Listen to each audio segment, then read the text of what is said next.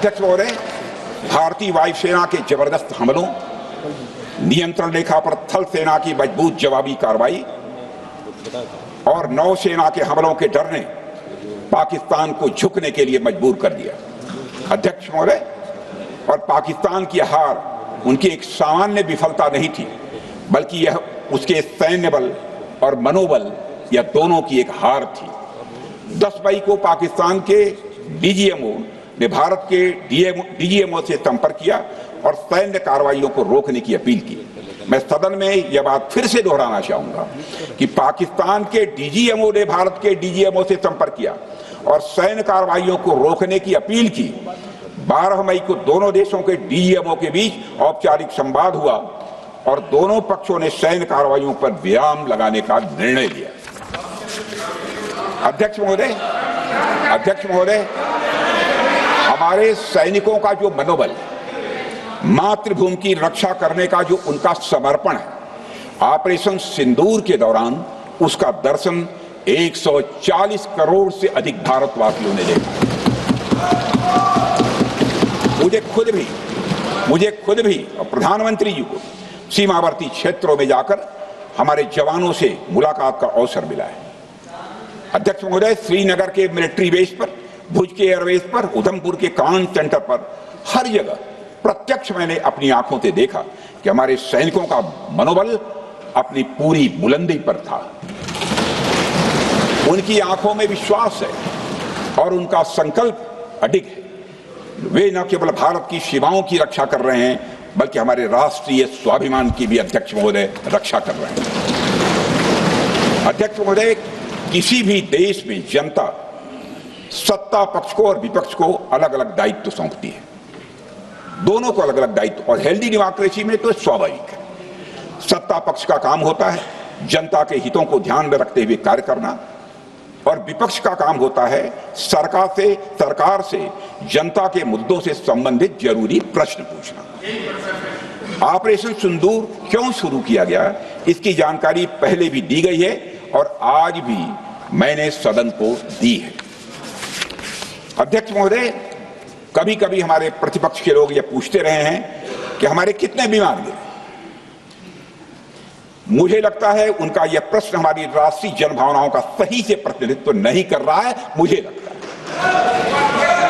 उन्होंने एक बार भी हमसे यह नहीं पूछा कि हमारी सेनाओं ने दुश्मन के कितने विमान मारे गिराए।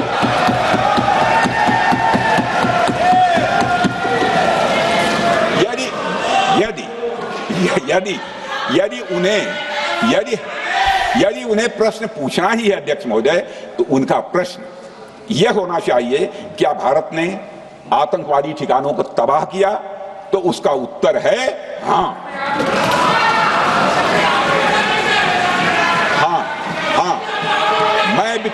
मैं विपक्ष के सम्मानित साथियों से कहना चाहता हूं कि आपको प्रश्न पूछना है तो यह प्रश्न पूछिए, क्या ऑपरेशन सिंदूर सफल रहा? तो उसका उत्तर है हाँ।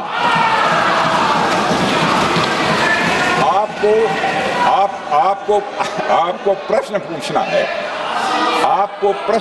है तो यह प्रश्न पूछिए कि जिन आतंकियों ने हमारी बहनों, हमारी बेटियों का सिंदूर मिटाया, क्या हमारी सेनाओं ने ऑपरेशन सिंदूर में उन आतंकियों के आकाओं को मिटाया?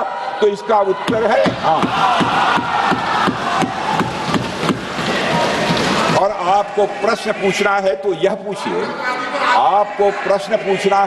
पूछिए कि इस ऑपरेशन में क्या हमारे जाबाज सैनिकों को कोई क्षति हुई है?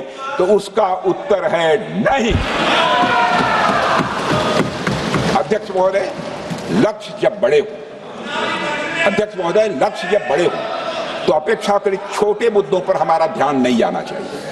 लक्ष्य बड़े हों तो छोटे मुद्दों पर, अपेक्षाकृत जो छोटे मुद्दे होते हैं कंपैरेटिवली, उन पर ध्यान नहीं जाना चाहिए, क्योंकि छोटे मुद्दों पर ही ध्यान देते रहने से देश की सुरक्षा और सैनिकों के सम्मान और उत्साह जैसे बड़े मुद्दों से ध्यान हट सकता है, जैसा कि विपक्ष के हमारे कुछ साथियों के साथ हो रहा है।